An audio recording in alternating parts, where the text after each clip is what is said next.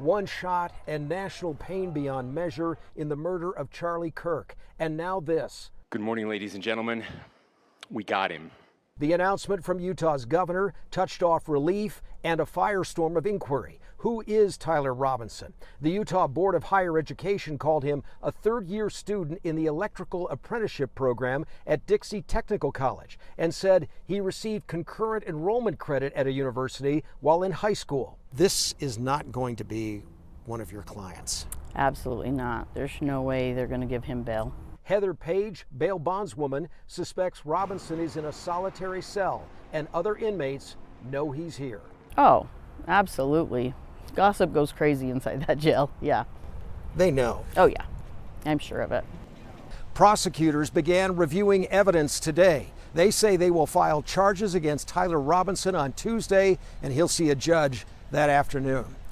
South of Salt Lake City, I'm Brian Malahi reporting. Well, the overwhelming emotion that I've heard today is shock. I'm at the suspect's apartment in St. George. You can see it's still an active crime scene. There is crime scene tape up behind me, and police presence is still here, although it is waning. Earlier today, this parking lot was buzzing with law enforcement officers from the FBI, the Washington City Police, UHP officers, and the St. George Fire Department. I spoke with residents in this neighborhood who said at first they weren't really sure what was going on. There wasn't a lot of communication, but once they saw that crime tape go up and the media come out, they started to put two and two together. I spoke with one resident, Jesse Riley, who lives a few doors down from Robinson. He says they parked next to each other and he would see the gray Dodge Challenger daily. He said in retrospect, he noticed that the car was missing for the past few days, but it wasn't until photos of that vehicle started circulating online that that piece connected for him. Riley said he was already upset about the passing of Charlie Kirk.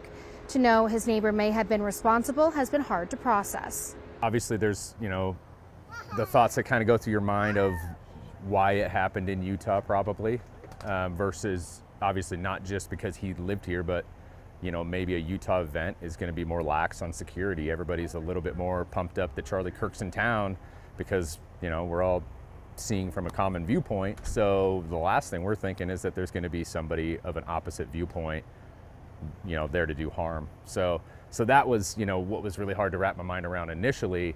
And then you add this on top and I'm like, is this even real right now? This is reality?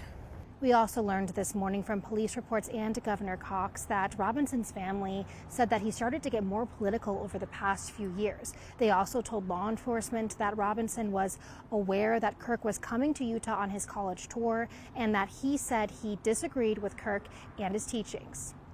In St. George of Kelleher, KUTV 2 News. The probable cause statement says that Tyler Robinson was actually seen on campus 4 hours before the shooting. They say he arrived here at 8:29 in his Dodge Challenger, wearing a completely different outfit than he was seen in later. At that time, police say he was wearing a maroon t-shirt, light-colored shorts, and a black hat with a white logo. A few hours later, at 11:50, police say that Robinson was seen on surveillance video right about here. He was walking towards this parking lot, heading toward campus, but all the while, he was reportedly limping as if he couldn't bend his right leg and moving at a slower pace. And investigators say that he walked that way all the way towards that pedestrian tunnel near 800 West Campus Drive. 12 minutes later at 12:02, Robinson was reportedly seen walking by the north side of the Low-C Center, still limping. But investigators say he walked to the southeast corner doors of the building, and at 12:15, he was seen climbing the stairs. At 12:17, the PC statement says Robinson climbed over a short wall, then crouched on the north side of the wall on the roof. At 12:22, Robinson reportedly ran across the roof and the limp was gone. The PC statement says he laid down in shooting position, and 1 minute later, at 12:23, the fatal shot was fired. Officials explain how Robinson scrambled to escape. He's going to come out on the right, moves to this far right corner. As he does, he's going to climb off the edge and then drop down to the ground. As he did that, he left some palm impressions. Now at 12:24, the video reportedly shows Robinson dropping from that corner right there. And after he cut across the lawn by the parking lot, police say he then crossed the street on Campus Drive, where he came to a grassy area with trees. Now this grassy area that is blocked off right now is reportedly where they did find the .30-06 bolt-action rifle wrapped in a dark towel. So how was Robinson tracked down to Washington City? Well, the PC statement says along with talking to his family members, they also spoke to a roommate who told investigators about messages he posted on Discord. And one of those messages reportedly talked about how he needed to pick up a rifle from a drop spot. Paul Nelson, KUTV 2 News.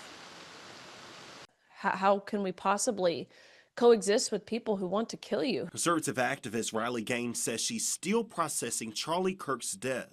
I'm reluctant to admit it, but this does leave me afraid. Last spring, police arrested 5 people during one of Gaines' speaking events at Portland State University in Oregon. This video from our sister station shows protesters surrounding the building. Now, Gaines says she's questioning her own safety at future events. Concerns for the future and security will certainly be increased at any sort of public event, especially on campuses. I asked Gaines what she thinks it would take to lower the tension and stop political violence. The rhetoric has to be toned down. Democratic State Representative Bo Mitchell echoes that call, issuing a statement saying that we have to put an end to the division and rancor that have come to define our politics. National lawmakers like Alexandria Ocasio-Cortez of New York are calling for the same. We must come together.